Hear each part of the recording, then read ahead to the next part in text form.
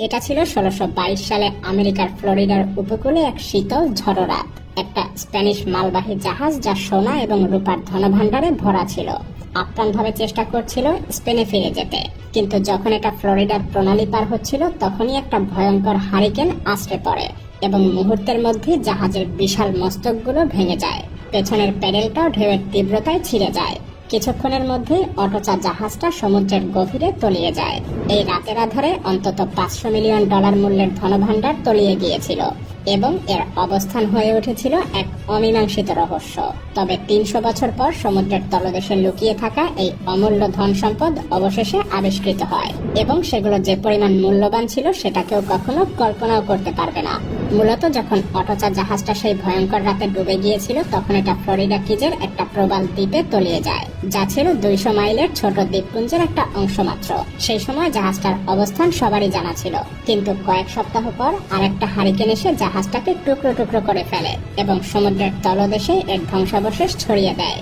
অটোচার অবস্থান যেন চিরকালের জন্য হারিয়ে যায়, তবে এর ধন সম্পদের রেকর্ড কখনোই হারিয়ে যায়নি। এই জাহাজে ছিল ১৫০টা সোনার বার, ১০০০টা রূপার বার এবং ৫০টারও বেশি খাজানার বাক্স।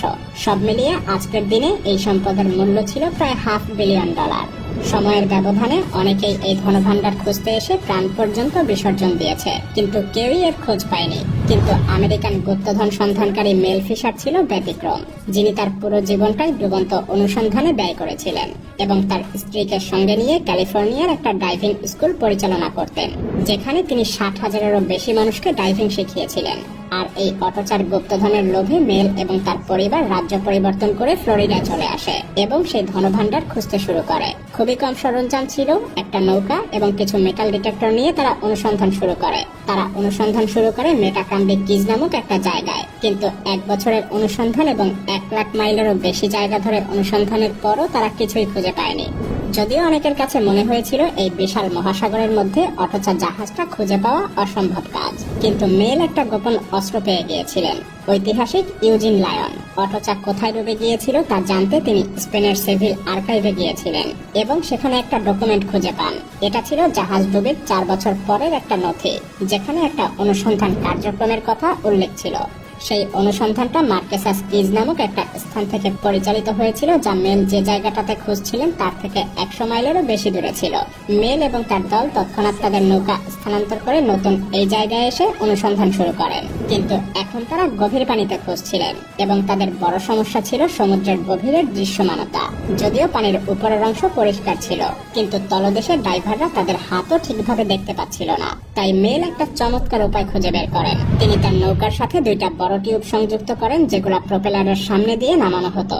এই টিউবগুলো পানির উপরের পরিষ্কার পানি নিচে পাঠাতে সক্ষম ছিল, যা ড্রাইভারদেরকে খোঁজার জায়গা পর্যন্ত পৌঁছে দিত।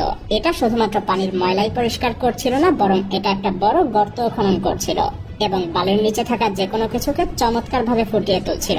তারপর ১৯৭১ সালে একদিন বালির নিচের জাহাজটার একটা বিশাল নোঙর আবিষ্কার করেন। যদিও এটা কোনো মহামূল্যবান সম্পদ ছিল না, তবে এটা ছিল তাদের প্রথম ক্লু যে সম্ভবত আসল ধনভাণ্ডার আর খুব বেশি দূরে না।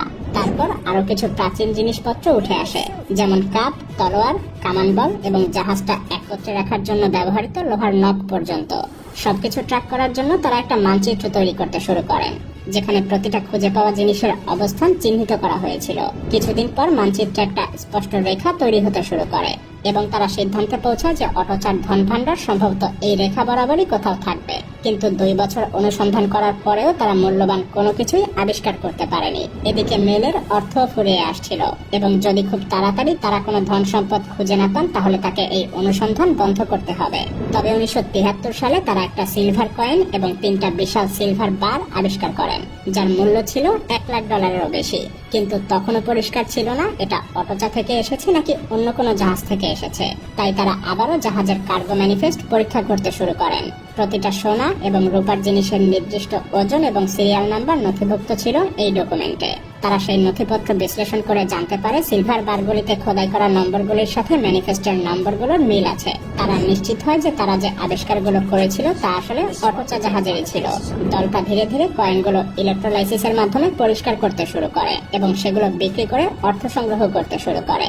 মেল এবং তার দল আবারও ব্যবসায় ফিরে আসতে সক্ষম হয়। তারা আরো বেশি ধন সম্পদ খুঁজে পেতে নতুন প্রযুক্তি নিয়ে অনুসন্ধান শুরু করে। কিন্তু ঠিক যখনই তারা কিছু সাফল্য লাভ করতে শুরু করছিল, তখনই ফ্লোরিডা রাজ্যের সরকার মেলের খুঁজে পাওয়া সমস্ত ধন সম্পদ তাদের অধীনে দাবি করে। তবে মেলও এই দাবির প্রতিরোধ করতে শুরু করে।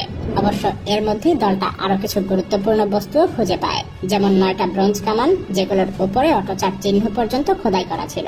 কিন্তু সেগুলি আবিষ্কৃত হওয়ার একদিন পরেই তাদের একটা নৌকা উল্টে যায়, যার ফলে তাদের দলের 3 জন সদস্য নিহত হন। দুঃখজনকভাবে তাদের মধ্যে মেলের ছেলেও ছিল। এভাবেই 3 বছর সময় পার হয়ে যায় এবং দলটা আর নতুন কোনো ক্লু না পাওয়ার কারণে তাদের অনুসন্ধান আবারও বন্ধ হয়ে যায়। এই অনুসন্ধানের পুরো সময় জুড়েই মেল একটা রহস্যময় ডকুমেন্টের কথা উল্লেখ করতেন, যা অটোচার একজন জীবিত ব্যক্তি লিখে গিয়েছিলেন। সেই ডকুমেন্ট অনুযায়ী সেই ব্যক্তি 70 পাউন্ডেরও বেশি কলম্বিয়ান এমারেল্ড মূল্যবান পাথর পাচার করছিলেন জাহাজটাতে। যদিও এটা তখনও পরিষ্কার ছিল না, তবে মেল পুরোপুরি নিশ্চিত ছিলেন যে অটোচার ধন ভাণ্ডারে শুধুমাত্র সোনা বা রূপাই ছিল না, এর মধ্যে আরো কিছু বিশেষ মূল্যবান ধাতু ছিল। এদিকে 8 বছরের আইনি লড়াইয়ের পর মেল ফ্লোরিডার সরকারকে পরাজিত করে এবং অবশেষে ধন সম্পদের পরিপূর্ণ অধিকার লাভ করে। তবে 1970 সালের শেষ দিকে মেল তার অনুসন্ধান কার্যক্রমে $6 মিলিয়ন খরচ করে ফেলেছিলেন, কিন্তু তাদের ইনভেস্টমেন্ট যেন তখনও লাভের মুখ দেখেনি। তবে এই সবকিছু বদলে যায় 1983 সালে। একদিন তারা ধন ভাণ্ডারের লাইনের দিকেই যাচ্ছিলেন, তখন তাদের ম্যাগনেটোমিটারে হঠাৎ আলো জ্বলতে শুরু করে। ড্রাইভাররা নিচে গিয়ে কয়েকটা ধাতব বস্তু খুঁজে পায়, যা ধন ভাণ্ডারের লাইনের দক্ষিণ পূর্ব দিকে ছিল। সেগুলোর অবস্থান ম্যাপে চিহ্নিত করে তারা নতুন একটা লাইন দেখতে পায়, যা মূল লাইন থেকে কিছুটা ভিন্ন দিকে ছিল। তারপর 1985 সালের 20 জুলাই, ঠিক 10 বছর পর, তাদের সোনার স্ক্যানার একটা বিশাল ফ্যাকাশে বস্তু দেখতে পায়। 2 ড্রাইভার দ্রুত পানিতে ডুব দেয়। অদ্ভুতভাবে গ্রেগ ওয়ারহ্যামের পূর্ব দিকে প্রায় 100 গজ দূরে সরে গিয়ে তারা দেখতে পান সেখানে প্রায় 80 ফুট দীর্ঘ একটা জাহাজের ধ্বংসাবশেষ আছে, যার উপরে সোনার বারগুলো ছড়িয়ে ছিটিয়ে ছিল। পাশে ছিল অনেকগুলি সোনার কয়েন এবং বার। এটাই ছিল মূলত সেই কাঙ্ক্ষিত গুপ্তধন। অবিশ্বাস্যভাবে ধ্বংসাবশেষের মধ্যে একটা আঙুলের আকারের এমারেল্ড পাওয়া যায়, যার মূল্য ছিল কিনা $8 লাখেরও বেশি। আর এরপরে আরো একটা এমারেল্ড উঠে আসে, যা $1 লাখেরও বেশি মূল্যবান ছিল। অবশেষে 2000-এর বেশি অখণ্ড এমারেল্ড তারা খুঁজে পায়। ভাবতে পারেন কত সম্পদ লুকিয়ে ছিল এই সমুদ্রের গভীরে।